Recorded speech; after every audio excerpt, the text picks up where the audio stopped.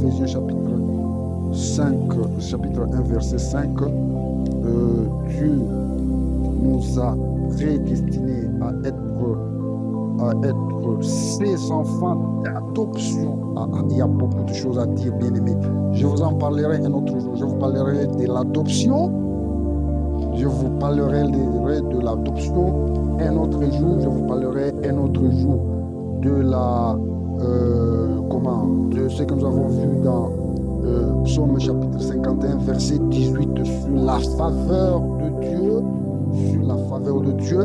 Aujourd'hui, laissez-moi évoluer avec mon idée. Nous sommes en train de parler de ce qui fait plaisir à Dieu. Le plaisir de Dieu est que nous soyons heureux. Nous avons déjà établi ça. Et ici, il dit, il nous a prédestinés à être ses enfants d'adoption.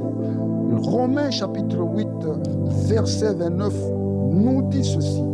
Car ceux qu'il a connus d'avance, il les a aussi prédestinés à être semblables à l'image de son Fils, d'entre plusieurs frères.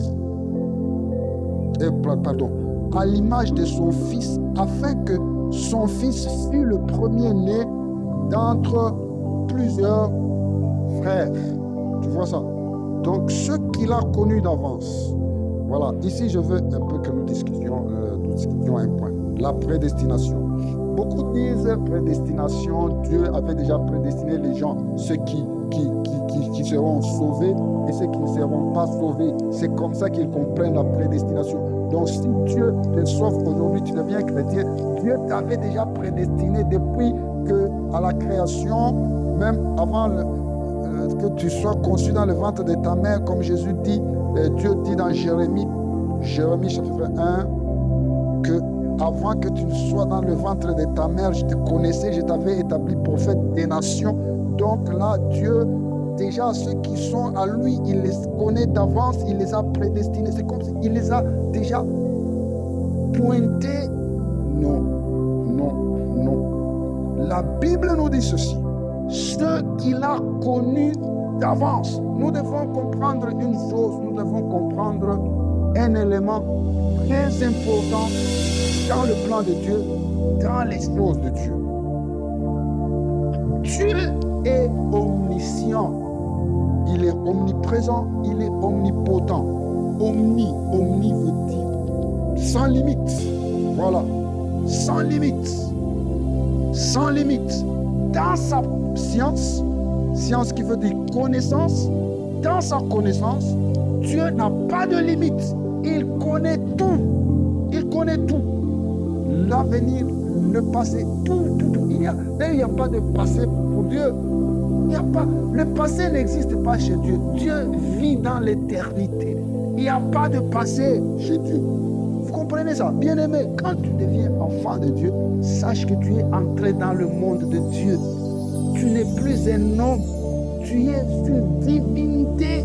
Vous voyez, ce sont là les problèmes qui nous causent des complications. Quand on n'est pas totalement à Dieu, on fonctionne comme un homme. Quand tu appartiens à Dieu, du moment que tu deviens son enfant, tu entres dans la divinité. Tu commences à opérer, à fonctionner comme un divin.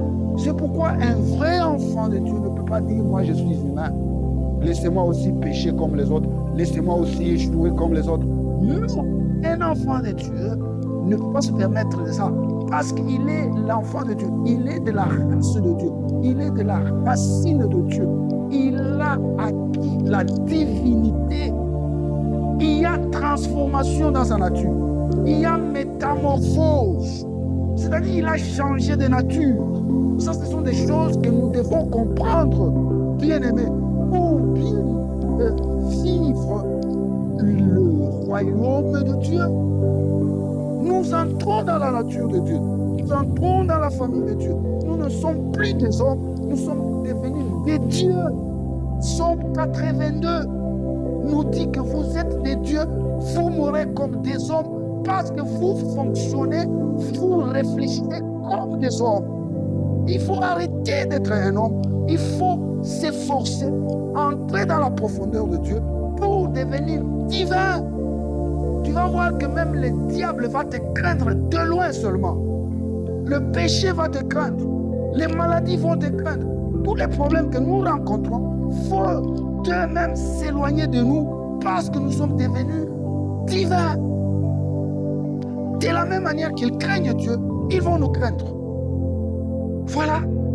C'est comme ça qu'il faut réfléchir, bien aimé. Alors, Dieu étant omniscient, il connaît tout d'avance. Il connaît qui va l'aimer, qui va le haïr. C'est d'ailleurs dans ce sens-là, quand vous lisez toujours dans Romains, vous allez trouver, je pense que c'est dans Romains chapitre 9 ou 10, ou 11, je ne sais plus très bien, là où Paul est en train de dire, Dieu a dit, j'ai haï Ésaü, j'ai aimé Jacob. Nous allons en parler un autre jour. Dieu n'est pas injuste. Dieu n'est pas injuste. Dieu n'est pas injuste. Voilà. Donc, nous devons comprendre ça. La prédestination. La prédestination. La prédestination, c'est très important. Ce point est très important. Il faut que je puisse bien l'expliquer, que le monde comprenne au moins ce que ça veut dire. Vous voyez ça? Alors, Dieu, parce qu'il connaît tout d'avance, il sait que celui-ci va croire en moi, celui-ci va m'accepter, celui-là, il sera endurci et tout. Alors, il dit, ceux qu'il a connus d'avance, il les a connus d'avance. Mais il nous a donné le libre arbitre. C'est-à-dire, nous pouvons choisir nos propres intérêts, ce que nous voulons, ce que nous ne voulons pas. Alors, dans notre libre arbitre, dans notre propre choix, nous choisissons de le suivre ou de ne pas le suivre. Alors, ceux qui auront choisi de le suivre, il les a connus d'avance, il sait que ceux-ci vont me suivre, il les a prédestinés à être semblables à son Fils, afin que Jésus-Christ soit le premier-né de plusieurs frères. Donc, il les a déjà prédestinés à ressembler à son Fils. Il les a déjà prédestinés à être adoptés comme ses fils, au même titre que Jésus. Vous voyez ça?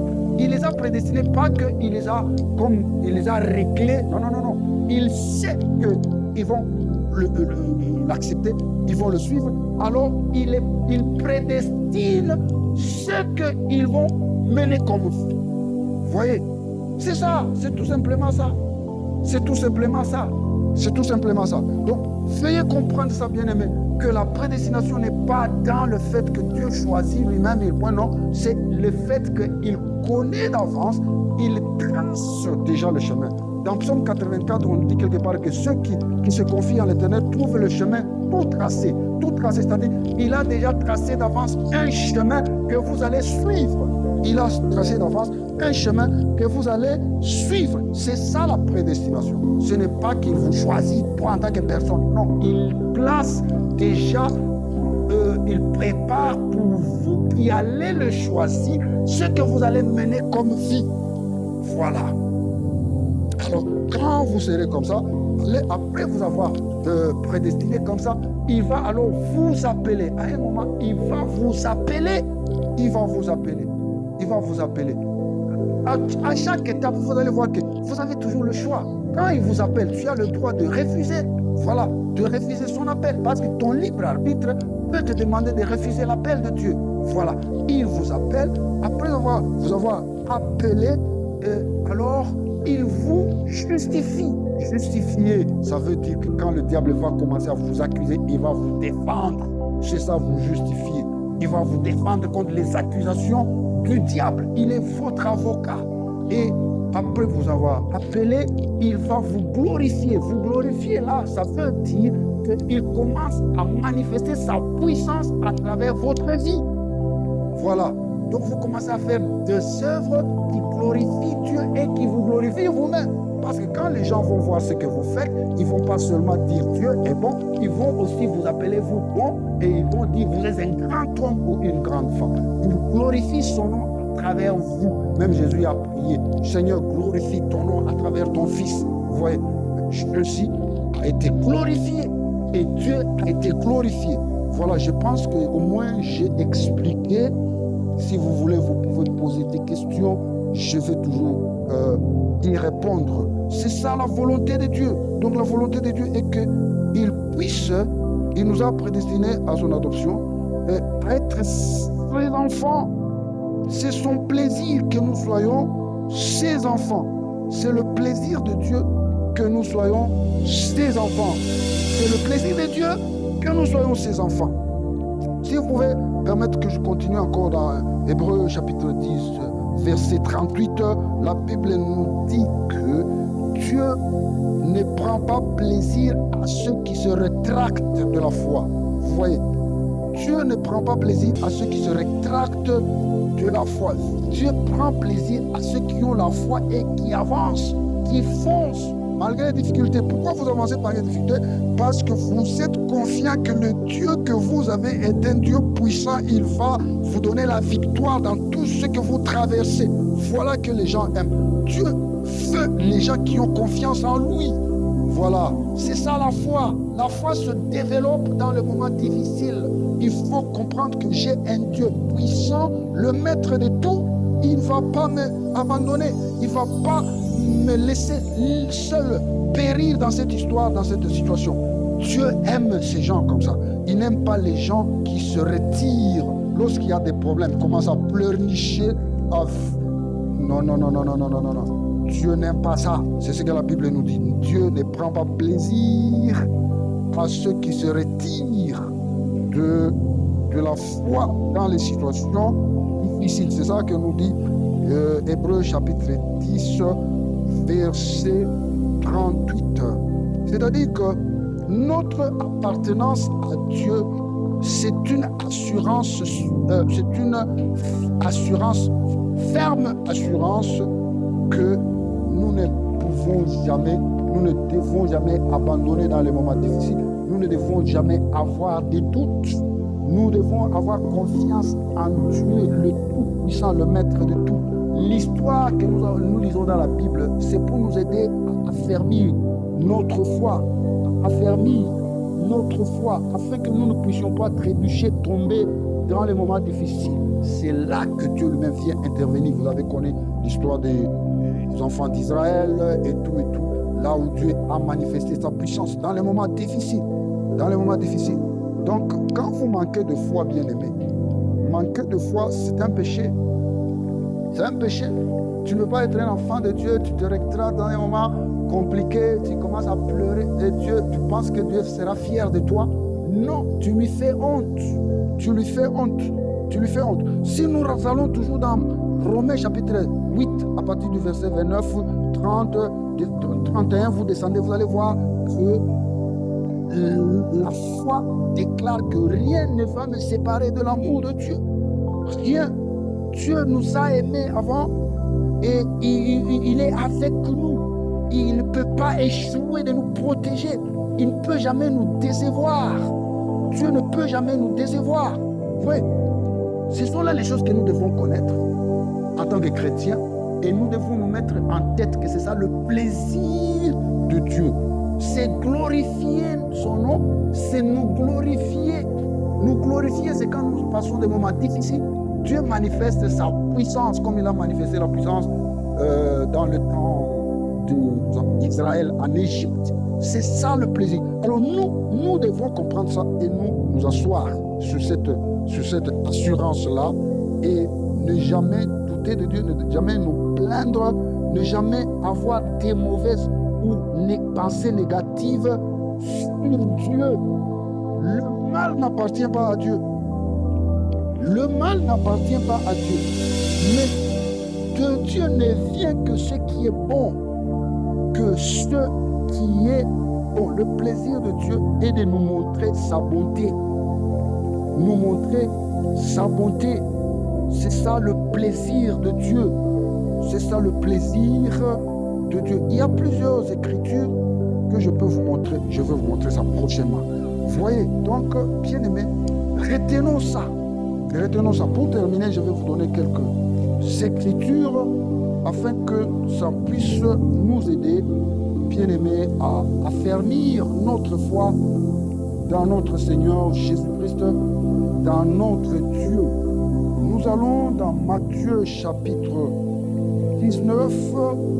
Rapidement, nous sommes dans Matthieu chapitre 19, verset 17. Matthieu 19. 19, verset 17, la Bible nous dit ceci.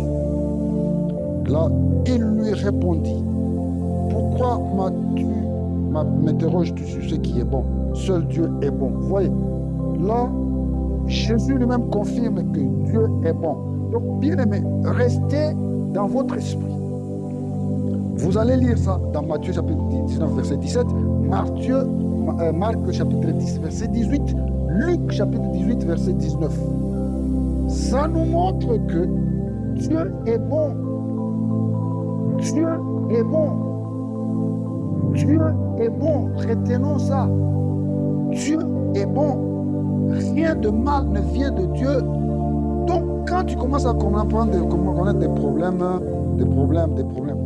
il faut comprendre que ça ne vient pas de Dieu, c'est le diable qui t'attaque. Toi, confie-toi à Dieu, prends plaisir en lui. Prends plaisir en lui. Il te sortira de cette situation. Le mal ne vient pas de Dieu. Et les gens se posent des questions telles que pourquoi est-ce que Dieu a créé Satan? Si Dieu est bon, pourquoi il a créé Satan? Vous voyez, tout ça, ce sont des choses. Parce qu'on ne comprend pas, alors on accuse Dieu. Il faut comprendre, bien-aimé. Dieu est bon. Rien de mal ne vient de lui. Rien de mal ne vient de lui. Psaume chapitre 34, verset 9. Sentez et voyez combien l'Éternel est bon.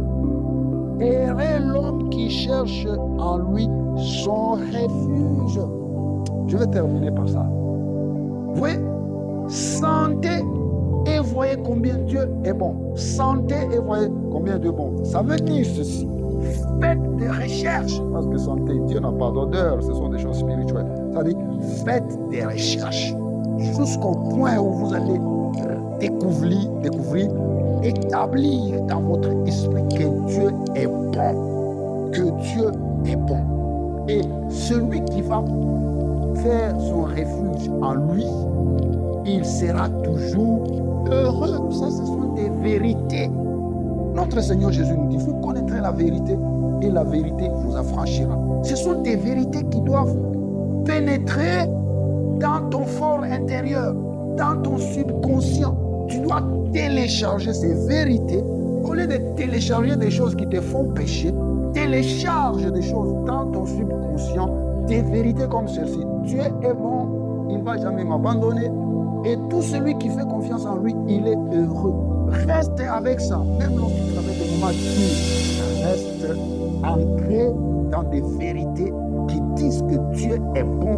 Il ne te veut que du bien et tu verras à la fin que tu vas triompher et le diable te fuira. Il dit résister au diable, il fuira loin de vous. Que Dieu vous bénisse et nous allons nous retrouver prochainement.